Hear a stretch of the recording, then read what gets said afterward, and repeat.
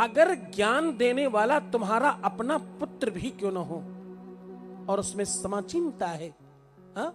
उसमें समीचीनता है, उसमें वो दक्षता है, तो उससे भी लेने में कोई बुराई नहीं है। मन ईश्वर में लग जाए तो संकट आएंगे ही नहीं।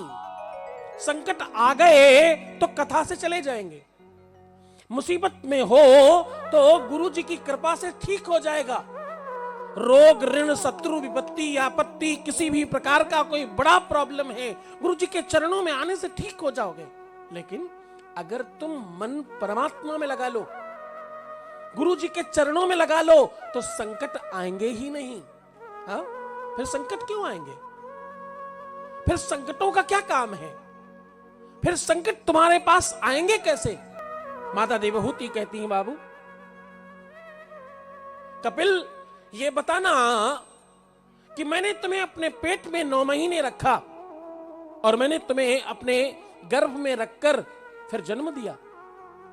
मैं तुम्हारी मां हूं और मेरे प्रति तुम्हारी लालसा, तुम्हारी ममता क्यों नहीं है? और एक पुत्र का कर्तव्य क्या है लाला?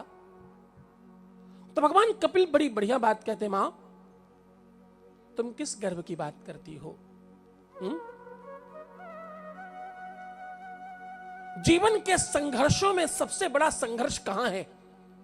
ध्यान सुनना, अब बड़ी बात कहने जा रहा हूं। जीवन में हर पल, हर क्षण, हर समय एक संघर्ष है। आप रोज नए संघर्ष से जूझ रहे?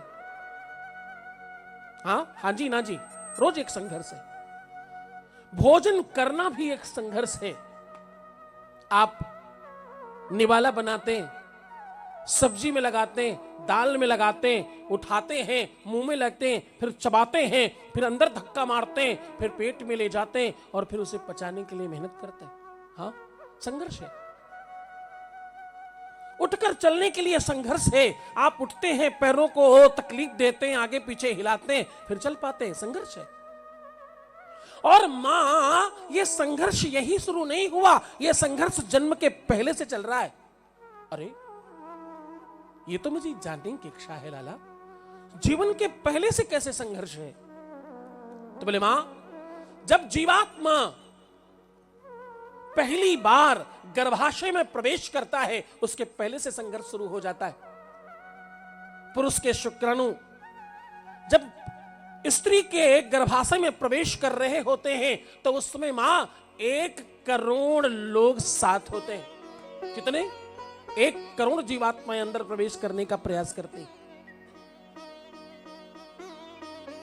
और मां मध्य में एक काल चक्र है जो सबको मारता है, अंदर नहीं जाने देता। क्यों? क्योंकि जीवात्मा तो ये चाहती है कि मुझे धरती पर आना ना पड़े, तो उसमें जाके मर जाते हैं। तो करोड़ों लोग रेस लगाते हैं इस तरफ से उस तरफ जाने के लिए, और मां करोड़ों मर जाते हैं। क्यों? क्योंकि पुनरपि जननम, ये जन्म से पहले का काम है। बोले पुनरपि जननम पुनरपि मरणम और पुनरपि जननी जठरे शयनम। मां, वो करोड़ों लोग अंदर जाना चाहते हैं और बीच में एक दीवार है, वॉल है जो सबको मार रही है, वो अंदर नहीं जाने देना चाहती। मां, सब मर जाते हैं और उस मृत्यु की दीवार को पार करके जो जीवात्मा अंदर चली जाती है वो गर्भ में स्थान पाती है। तो पहली तो मृत्यु के साथ युद्ध करके जीवात्मा गर्भाशय तक पहुंचती। और मां, बात यहां खत्म नहीं होती। यह गर्भाशय कोई महल नहीं है मां। हाँ, गर्भाशय तो काल कोठरी है मां, जो चारों तरफ से बंद है, रोशनी नहीं है। मां एक ऐसा कक्ष है, एक ऐसा कमरा है जिसमें चारों तरफ सिर्फ अंधेरा है, रोशनी नहीं है। और मां, ये कोठरी ये कोठरी कहीं मंदिर में नहीं है, ये कोठरी कहीं स्वर्ग में नहीं है मां, ये मलमूत्र के घर के अंदर पड़ी है।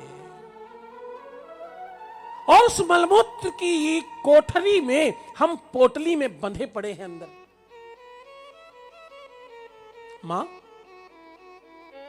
हर पल हर क्षण एक ही प्रार्थना कर रही जीवात्मा, इस काल कोठरी से, इस नरक से बाहर निकालो मुझे।